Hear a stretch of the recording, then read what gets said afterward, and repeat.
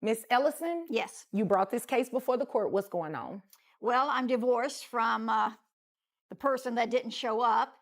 I see that. Yes, and I'm here to ask the court for more spousal support. I've went part-time on my job. I'm no longer working full-time. I've lost money, and the man's done nothing but cause me trouble since we've been divorced.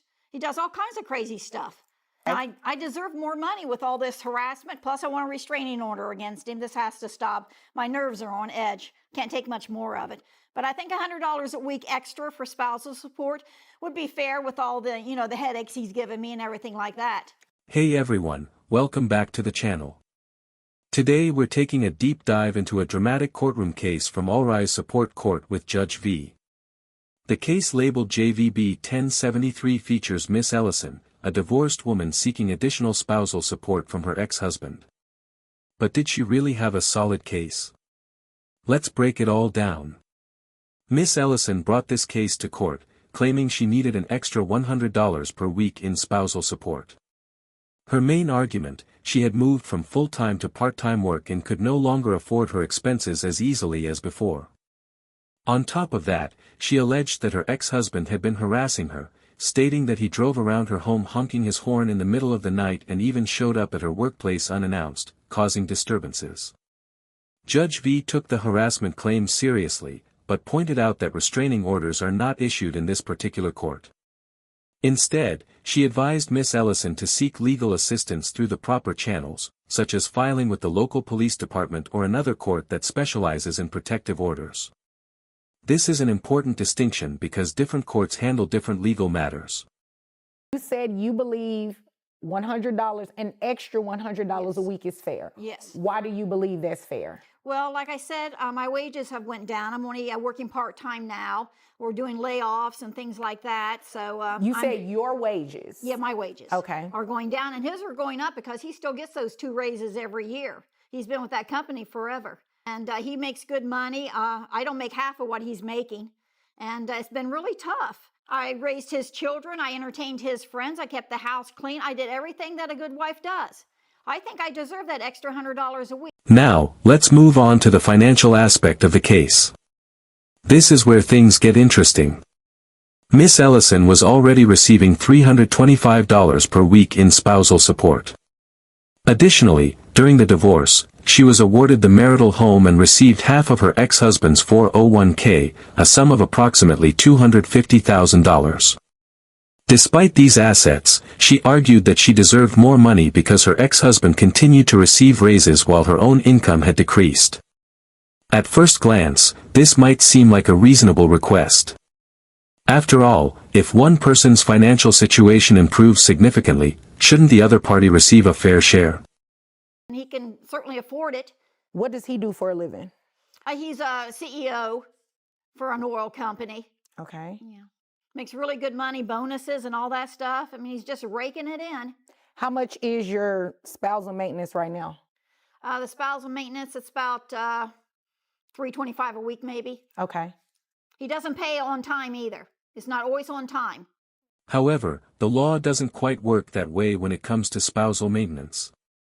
Judge V made it clear that spousal support adjustments require a substantial and legally justifiable financial change. Simply put, just because an ex-spouse is earning more money does not automatically mean the other party is entitled to a bigger payout. In fact, after reviewing the details, it became clear that Miss Ellison's financial situation had not worsened significantly. If anything, her expenses had actually decreased. She owned her home and had minimal payments left on it. She had no car payments, only routine expenses like utilities, gas, and groceries.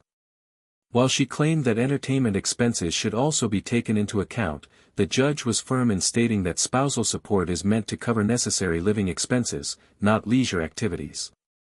Judge V then asked Miss Ellison about the 401k settlement she received in the divorce.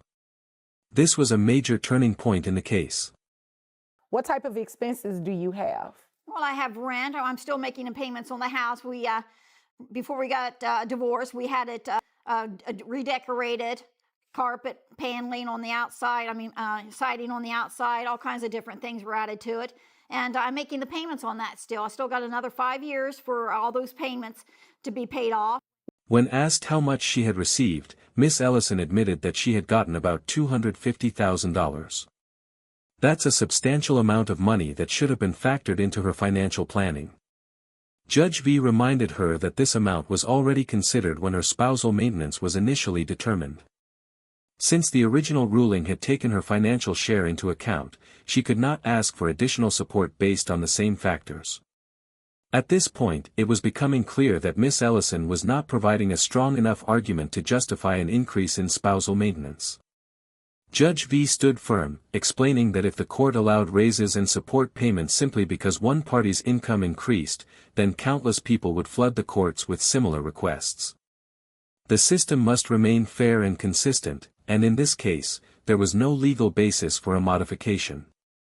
In the end, Judge V denied Miss Ellison's request. She stated that spousal maintenance isn't about continuously adjusting payments whenever circumstances change slightly. It's based on legal guidelines that ensure fairness for both parties. Miss Ellison had already received a significant portion of the marital assets, including a home and a large 401k payout. While she may not have been happy with her financial situation, there simply wasn't enough evidence to support increasing her ex-husband's payments. So, what's the takeaway from this case?